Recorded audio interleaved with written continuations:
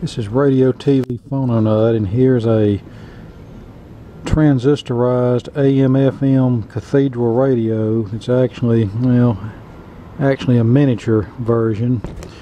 There is no name brand on this whatsoever. I have no idea how old it is,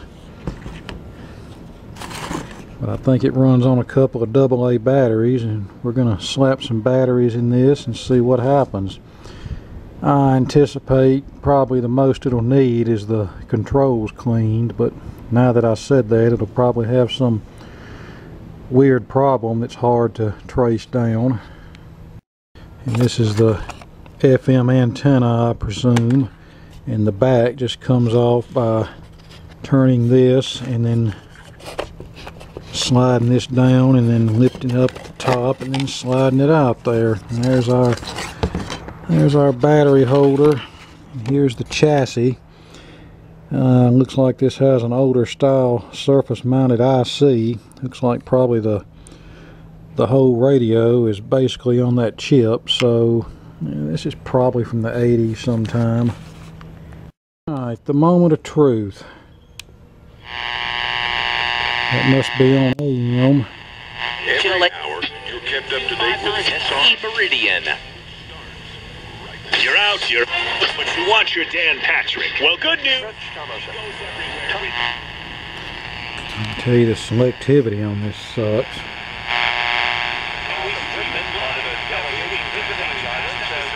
That sounds like a couple of different stations coming in together on the top of the band. From the U.S. House Foreign Affairs Committee. Paul also traveling abroad. Russia's growing alliance with is worrisome. We have never taken this large scale to Europe and the Pacific.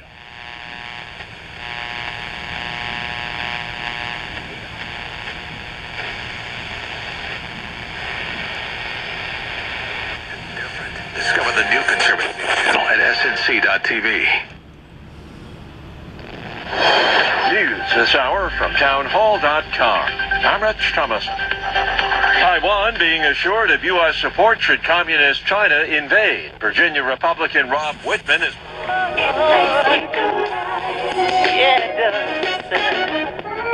How many times have you said?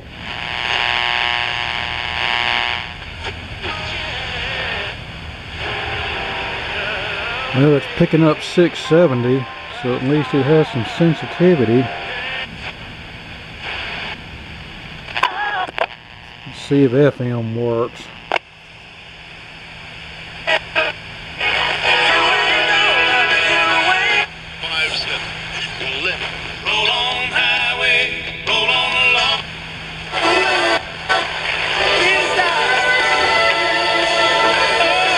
Low around 16.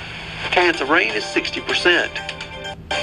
For 24/7 account access and convenient pay options at the fatal called the shooting unjustifiable.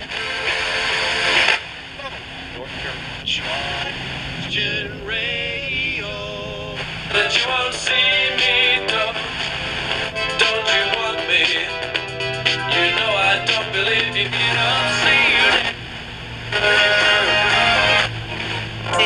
Rose Red still under field. Yeah, the mumble rap station comes in loud and clear. That's to people just like... I would say my listeners, my people perish for lack of knowledge as to what to buy. in sorrow, running free.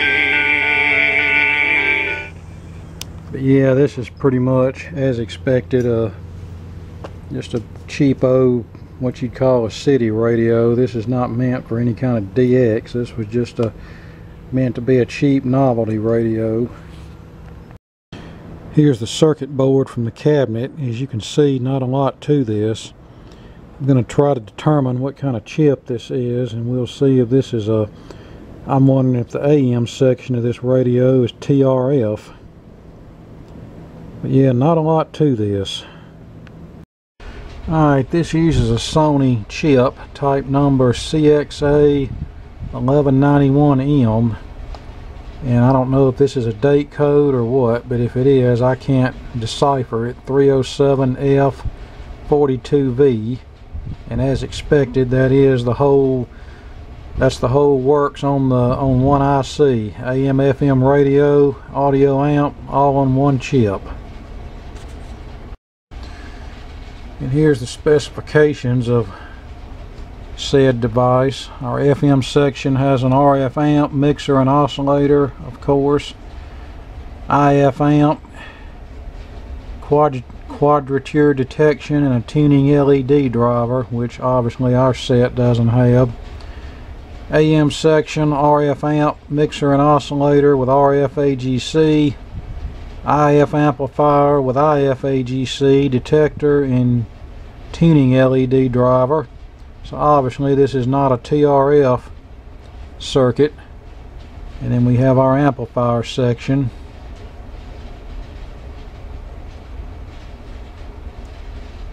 And then here's all of our characteristics and such. Probably everything that you'd want to know, and maybe some of what you don't want to know. So as far as the date this radio was made, all I can tell you is this radio does not have the extended AM band, which goes up to what, 1710 kilohertz or something like that.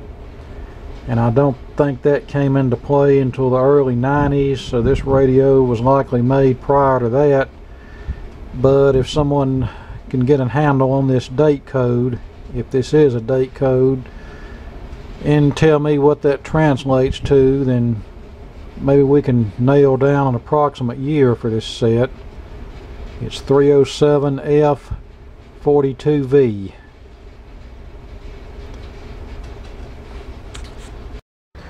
Alright, just for size comparison, the radio on the left is probably the smallest tube Cathedral radio ever made. It's a deluxe brand, and it uses a, well, we'll look at it in a minute, but I think it's a 4 or 5 tube chassis with a curtain burner power cord. And then the radio to the right, of course, is the little transistor thing that we just looked at. As you can tell, quite a bit smaller than even this smallest tube Cathedral. That tube Cathedral is very similar to the one that I saw, well, I actually saw it going out the door at that last estate sale I went to, where I brought home all the radios except for that one.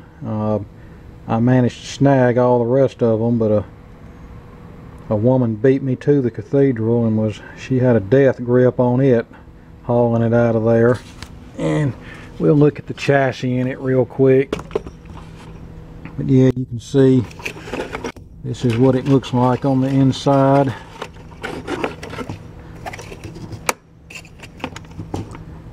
Yeah, just a little 4 tube TRF set with a resistance type line cord. It's probably bad. We'll have to dive into that one of these days.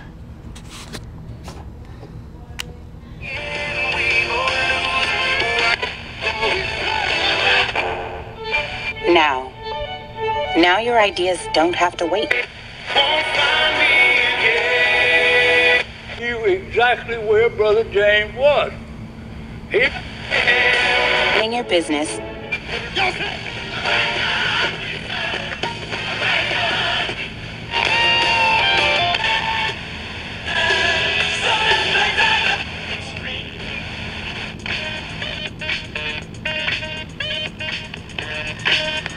Yeah, I remember our PE instructors in elementary school used to play that very song on a tube-type Caliphone record player in the 80s.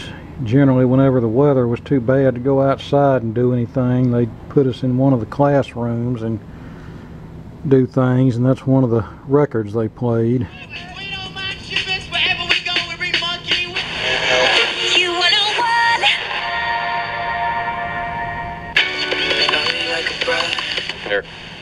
Look, or you mean a chair?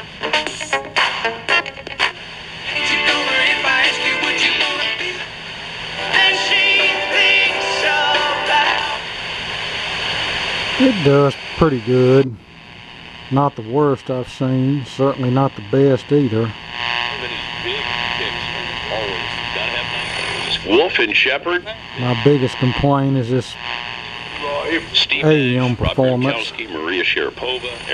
But as long as you're breathing, it'll find you.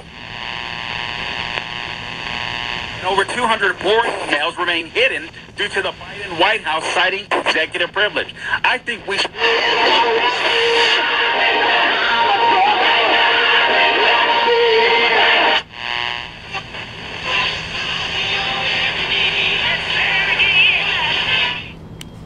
Okay, well that's about all I've got for the little transistorized miniature Cathedral radio. I know this was more of a show and tell than anything else because there really wasn't a whole lot to do here. And maybe one day soon we'll dive into this thing. I know this one would be more interesting.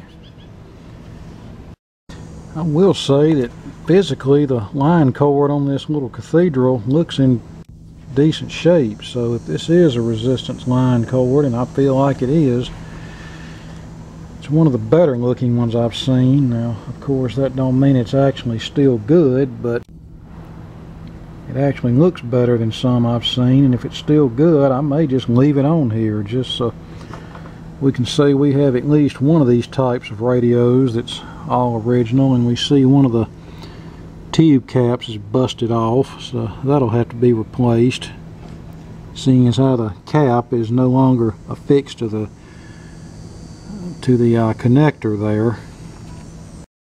Well, I tell you what, since I didn't give you much excitement with a transistor radio, let's just break every rule in the book and fire this radio up and see if it does anything. Well, we're not quite breaking every rule in the book, at least we're using the dim bulb tester, so let's turn it on and see if we have any action.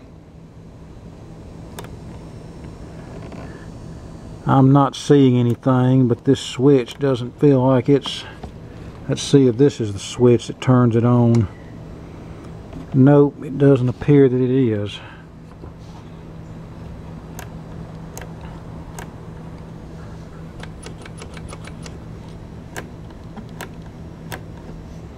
Okay. Alright, we're not going to do a total overhaul on this today. I just want to try to get a baseline on it and determine why this isn't powering up, which shouldn't be too difficult. And there's the underside of the chassis. As you can tell, it hasn't been touched in a very, very long time, if ever. Yes, that power switch is open, so for the time being we're just going to jumper it out. Alright, this is real professional here. I just jumpered across the switch and tack soldered that grid cap back on, and now we'll see what happens. Alright, we're still not getting any activity, and I'm reading 6 megs across the AC line cord, so we have an open filament string or an open line cord, and the latter is more likely. The resistance element in the cord is likely open. Yep, that's what the problem is. The insulation on one of these cord leads is totally non-existent, and then you can see the other wire broken off there. Yeah, I was going to reattach this, but it looks like it broke off too close up in there, so I don't really see anything I can do. So probably what's going to happen with this one is probably use a capacitive dropper to drop down the excess voltage across the filaments. That way we'll have something that's cool running, whereas a resistive dropper would get very hot, and we don't have a lot of space here. Of course we'll have more space once we eliminate all these old capacitors and put modern ones in there, unless of course I decide to restuff these. Alright, so for the time being this one's back together, and one day we'll tear this back apart and do a repair on it, but not right now.